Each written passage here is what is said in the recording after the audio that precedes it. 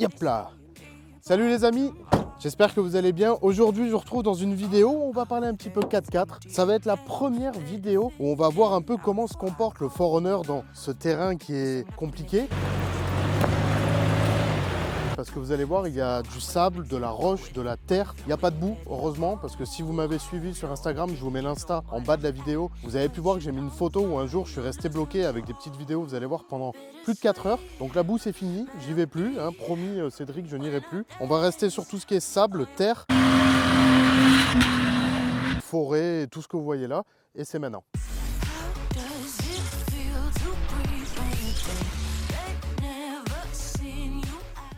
Si vous avez vu la précédente vidéo, vous avez vu que mon runner a quand même un peu changé. Il y a eu une peinture qui s'est faite, il y a eu des pare-chocs qui ont été faits sur mesure par CMF. Je vous mets tous les liens dans la description de ces réseaux. Si jamais vous êtes intéressé par une préparation off-road comme celui-ci, Cédric a fait un travail clairement fabuleux. Mon runner, je vous le rappelle, il est équipé 100% d'origine au niveau châssis, sauf des pneus en 31 pouces, donc il est rehaussé par les pneus. Mais il n'y a pas de body lift, il n'y a pas de cale de réhausse, il n'y a pas d'amortisseur ou quoi que ce soit. On est 100% d'origine. Le moteur, pareil, est 100% d'origine. Transmission, ça n'a pas été touché. Tout est d'origine. Maintenant, je vous propose de venir avec moi et on va voir un petit peu ce que ça vaut en tout terrain. Alors, je l'ai essayé bien sûr précédemment. Ça a été un puissant échec, comme je vous disais. Je suis resté coincé dans la boue pendant plus de 4 heures. J'avais pas encore ces pneus malheureusement. Là, on va aller faire un peu de balade. On va voir comment il évolue et on va voir si justement il se passe quelque chose ou pas. Alors aujourd'hui, on se retrouve sur un terrain privé d'un ami qui m'a laissé son terrain toute la journée pour que je puisse justement venir un petit peu m'amuser, venir découvrir ce que vaut mon runner. Là, on va se mettre en vitesse courte, 4 roues motrices. Donc ça veut dire que là, en gros, tous les démarrages se font en seconde vitesse. On est vraiment sur des vitesses très très courtes pour sortir de tout ce qui est sable comme ça. Et au moins, on a les 4 roues motrices qui travaillent en même temps. Parce qu'en propulsion vitesse longue, autant te dire que dans du sable, c'est clairement impossible de sortir. Vous voyez là-bas, il y a de la ligne droite, donc ça c'est bien parce qu'on va pouvoir aussi tester à plus ou moins haute vitesse comment se comporte le runner. Et ça, je pense que ça va nous permettre de faire aussi des plans bien sympas.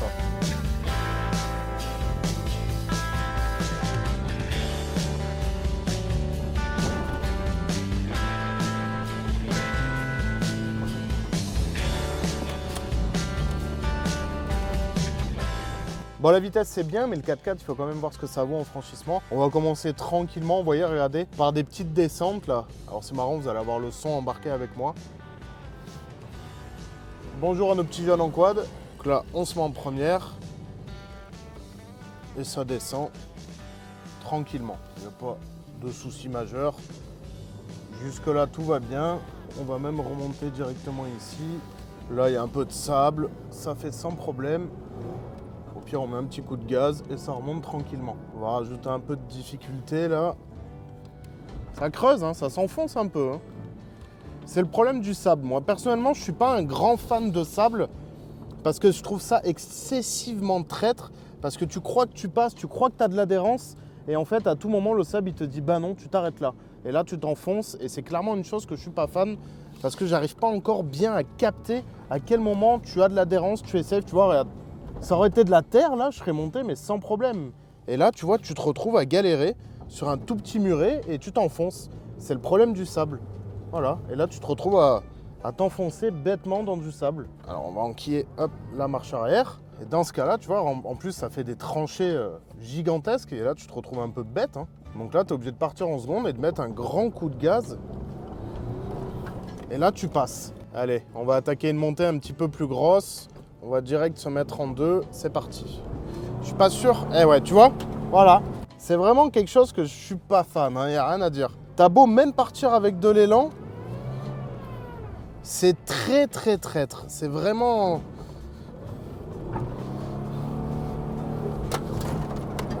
Tu vois, c'est horrible. Je déteste vraiment le sable. C'est trop compliqué. Ça aurait été de la terre, là, je serais déjà en haut. C'est vraiment un terrain qui te laisse vraiment aucune chance. Je vais même pas réessayer, on va passer direct à autre chose. Là, sur des pistes en terre comme ça se déroule plutôt pas mal. Là, il n'y a pas de souci, c'est son terrain de jeu. Du moment que la terre, en fait, elle est sèche, on va dire, ou un peu boueuse, là, il y a une petite mare de boue, tu vois, sans problème, tu y vas. Bon, je vais pas y aller à fond, parce que j'ai pas envie de ruiner ma carrosserie. Mais là, on va être dans une zone où il y a encore plus de sable. Là, ça va être vraiment, vraiment très, très sableux. Là, c'était encore un peu, on va dire, de la terre qui s'est fritée. Là, on va vraiment dans du sable et je vais vous montrer une petite astuce quand tu veux te sortir un peu du sable. Par contre, niveau franchissement, il n'y a rien à dire. Tout ce qui est petite butte ou quoi pour traverser, ça, il n'y a aucun problème. Il est vraiment cool. Il est vachement confortable avec sa triangulation à l'avant par rapport à un pont rigide, ça c'est vachement cool. Et là, vous voyez, regardez, là on est vraiment dans du pur sable. Et là, voilà, si je m'arrête en gros et que je repars, voilà, tu vois que ça patine. Là, ça patine à mort. Je me bats un peu avec le volant. Donc là, on va faire la bonne petite astuce. On va le laisser comme ça, il n'y a même pas besoin de mettre le frein à main. Là, j'ai ramené mon petit pote avec moi, mon petit compresseur. Et vous allez comprendre pourquoi un petit peu plus tard dans la vidéo. Donc là, ce qu'on va faire, c'est qu'on va tout simplement dégonfler les pneus. Donc là, moi, je roule sur la route avec. Donc j'étais à 2,5 bar. Et là, tout simplement, en fait, je vais dégonfler. Je vais mettre à un bon petit 1 bar, voire moins.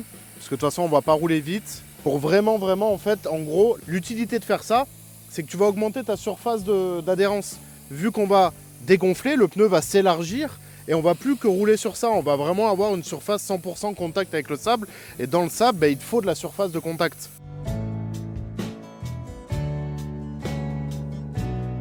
Voilà. Là, on arrive à 0,5 bar. Donc là, maintenant, c'est bon. Je vais arrêter ici.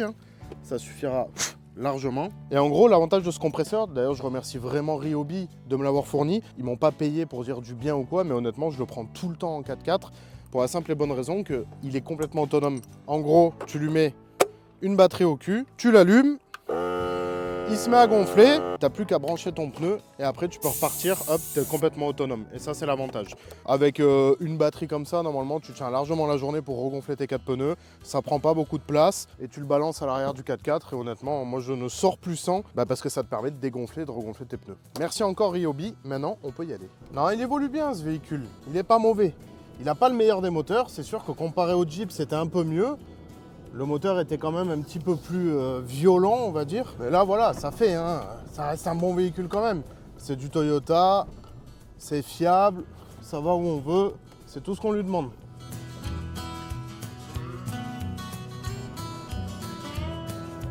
Ouais, on est bien dans mon Toyota. Ma Toyota est fantastique, pour ceux qui ont la ref. Là, le véhicule, on peut pas dire le contraire. Il m'amène où je veux, il fait ce que je lui demande.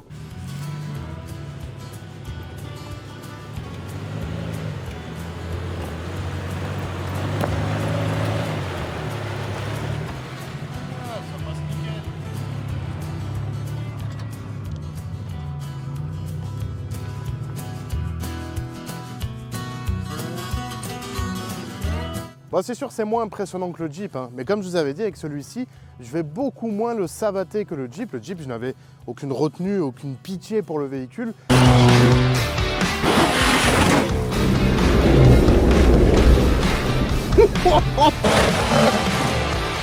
Là, celui-ci, on est sur un véhicule d'une certaine valeur maintenant, d'une certaine rareté. Les pièces sont très difficiles à trouver. Et comme je vous ai dit, le travail de Cédric, je vais le respecter. Donc, je vais en prendre extrêmement soin.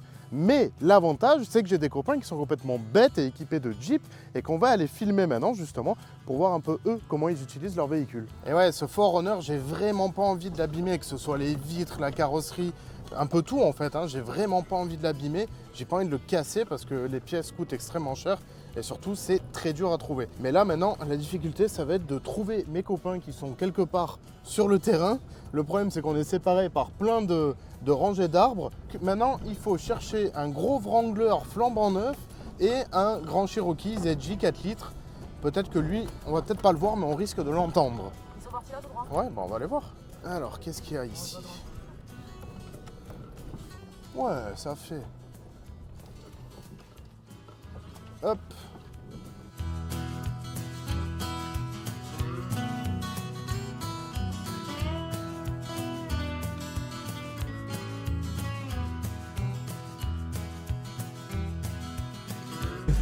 Bon, ça y est, on a rejoint Sacha, on est dans un grand Cherokee 4 litres.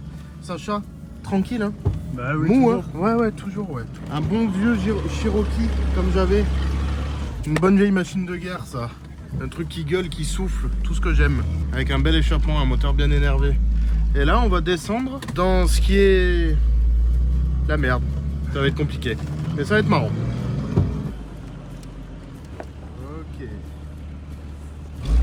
Ok. Ok, donc pour que vous compreniez, voilà, hein, déjà là ça commence, ça pue. Tu sais que je suis plus lourd que toi et que je suis du côté où ça penche. Où ça penche là, ouais. Ouais, c'est pas ouf là. Hein. Ok, on va faire un tonneau, putain. Non, j'ai pas envie. Qu'est-ce que je l'aime pas cette descente. Quelle est cette chose là sur le quad? Ça s'enfuit. Prenez-la en chasse.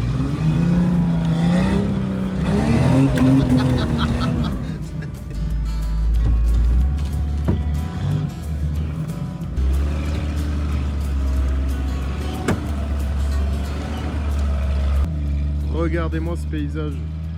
Et donc là l'objectif c'est de monter ici. Alors on se rend pas bien compte mais encore une fois vous voyez c'est du terrain qui est très friable, très sablonneux. Et là je peux vous assurer que je suis venu une fois avec ma moto et ben j'ai jamais réussi à monter.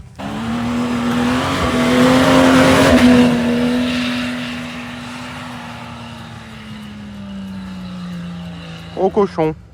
Pas de difficulté pour lui. J'avoue, zéro difficulté pour le Wrangler. Merci le 4 litres, il n'y a pas d'autre mot. Merci le 4 litres, ce moteur rageur et explosif. Ah, le cadre, il est incroyable, c'est magnifique. Ah, il se déplace en crabe.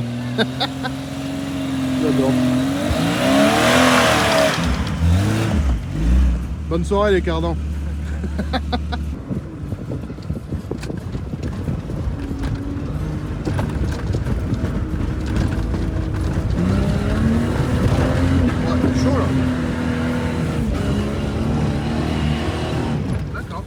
La puissance du truc c'est débile, j'avais oublié à quel point ce moteur était incroyable. Regardez ça, on dirait qu'on est en plein désert, je sais pas où là, avec le sable et les petites ondulations là, c'est trop stylé.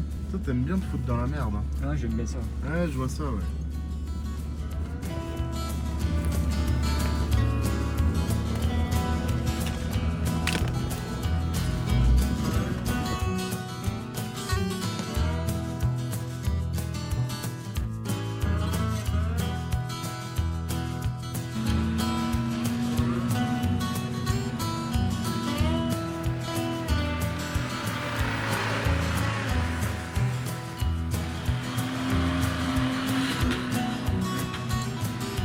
C'est vraiment un terrain de jeu de fou ici. Hein. Qu'est-ce que c'est cool. Et vu la montée, c'est là où on est descendu. Et là déjà c'est la merde. Bon, ça y est, c'est parti. Merde. Oh.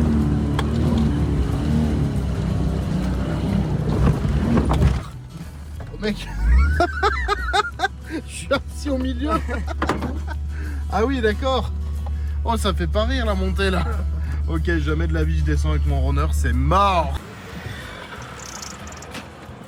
Ah, dommage. Et il passe bien avec les pneus, on va dire presque route. Hein.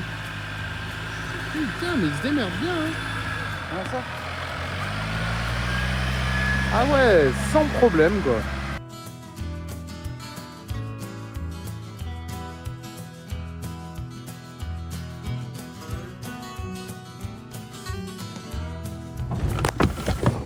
Alors on a failli manger le tableau de bord.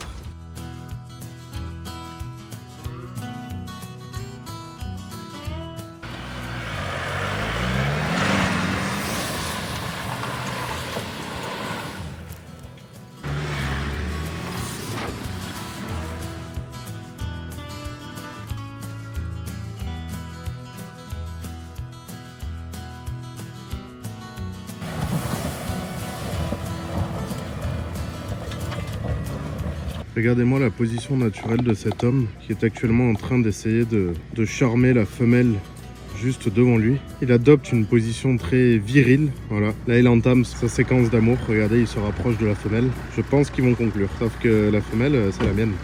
Oui, je pense qu'il va conclure ce soir. Bon et ben les amis, sur ces belles paroles, ça sera la fin de cette vidéo 4x4. J'espère que ça vous a plu. Vous savez ce qu'il vous reste à faire, c'est de vous abonner à la chaîne YouTube. C'est tout ce que je vous demande pour continuer à pouvoir voir des vidéos comme ça. Je vous remets l'insta de la chaîne juste en dessous et je vous dis à bientôt dans la prochaine vidéo. Allez, salut les amis. Voilà les dessous des vidéos YouTube, regarde.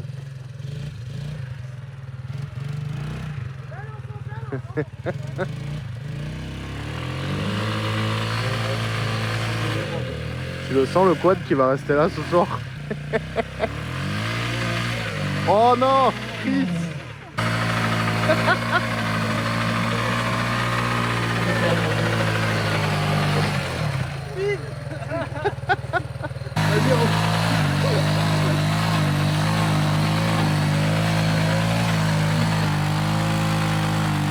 arrivé.